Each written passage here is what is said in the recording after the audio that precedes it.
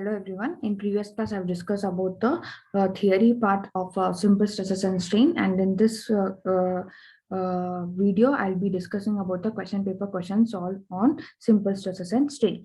A rectangular bar having cross section A, length L, modulus of elasticity E, and Poisson's ratio L by M is subjected to axial pull of P. The volumetric strain will be equal to P by A into 1 minus 2 by M. The value of Poisson's ratio of the material is B, 0 and half.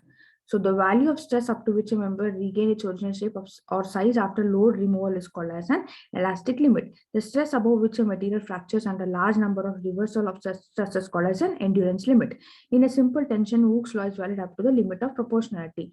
The ratio of Young's modulus to modulus of rigidity of material having Poisson's ratio of 0.2 is 2.4. Use the relationship formula and you get the answer. So the ratio of maximum load to the original area of a cross section is called as ultimate stress. Choose the correct answer. The ratio of shear stress to shear strain of an elastic material is called as an both A and B, shear modulus and Young's modulus. Shear modulus and Young's modulus. The ratio of longitudinal stress to longitudinal strain within elastic limit is called as a modulus of elasticity. Proof resilience is the maximum energy stored at elastic limit of a material. Some structural members subjected to long-term sustained loads deform progressively with time, especially at elevated temperatures. What is such a phenomenon is called as creep.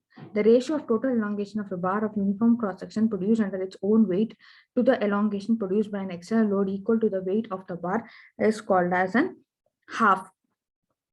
So how do you get this half is due to its own weight WL by 2AE divided by WL by AE. So you get half. So the maximum energy stored at elastic limit of a material is called as an proof resilience. The length coefficient of thermal expansion and Young's modulus of bar A are twice that of bar B. If the temperature of both bars is increased by the same amount while preventing any expansion, then the ratio of stress developed in a bar A to that bar B is equal to 4 times. A composite system where the components are of equal length is subjected to temperature rise. Which one of the following stresses will be developed when the component having highest coefficient of linear of expansion is called as compressive stress? The stress necessary to initiate yielding is significantly higher than that necessary to continue the same. The value of the stress induced in a body when it's suddenly loaded is 2 times the stress induced when the same load is applied gradually. Hooke's law refers to stress and strain in the body holds up to elastic limit. Ratio of lateral strain to linear strain is called as in Poisson's ratio. Volumetric strain is defined as change in volume by original volume. All forces meeting at a point are called as concurrent forces. So which of the following statement is true? Product of modulus of elasticity and MI is flexural rigidity. When is a stress caused by a load transformed from one surface to another surface in contact is called as a shearing stress. Stress is defined as force per unit area. Work can be defined as force into distance. What is the phenomenon of slow extension of materials having constant load that is increasing with time is called as a creeping. The relationship between Young's modulus and bulk modulus and Poisson's ratio is given as E is equal to 3K into 1 minus 2M. The material that has the same properties in the directions is called as in all directions called as an isotropic. The relationship between E, G, K, mu. The right answer for this is E is equal to 9GK divided by G plus 3K. Materials are generally classified as brittle if the percentage of elongation is less than 5%. Energy stored in a material during its deformation is known as strain energy. If a composite bar of steel and brass is heated, then the brass bar will be under compression. When a tensile or compression force acts on a body, if E is Young's modulus, A is a cross-sectional area and L is the length, then the change in its length is given by PL by AE. The rigidity modulus 1 by M and modulus of elasticity is given by the relationship equal to G is equal to E into 1. E divided by 2 into 1 plus 1 by M. For a given system of coplanar concurrent forces, f of x is minus 20 and f of y is minus 20, then use the formula resultant is equal to root of sigma f of x square plus sigma f of y square. Then you get 20 root of 2n and tan inverse of sigma y divided by sigma f of x, you get 225 degree with respect to east.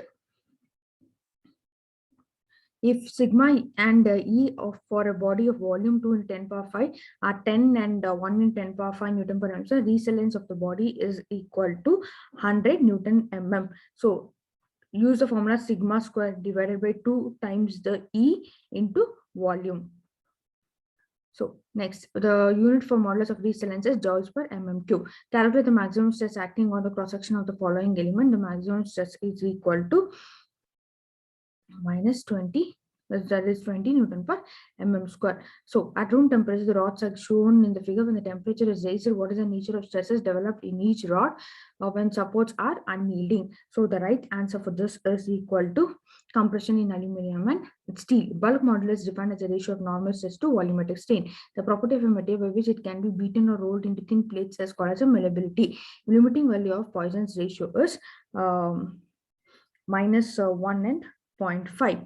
In general, brittle materials have adequate resistance to compression. As the elastic limit reaches tensile strain increases more rapidly. The forces which do not meet at one point and their lines of action do not lie in the same plane are known as none of this. Modulus of rupture of concrete is a measure of flexure tensile strength. Two like pellets are acting at a distance of 24 mm apart, and the resultant is 20 Newton, and the line of action of the resultant 6 mm from any given force. The two forces are 15 and 5 Newton. The resultant of two force P and Q, which is represented by P minus Q. When a body is elastic as such, the value of Poisson's ratio always remains less than 1. Dash materials are capable of absorbing large amount of energy prior to fracture is ductile. The loads which tend to increase the length of the body is called as tensile load. The ratio of decrease in length to original length is called as compressive strain.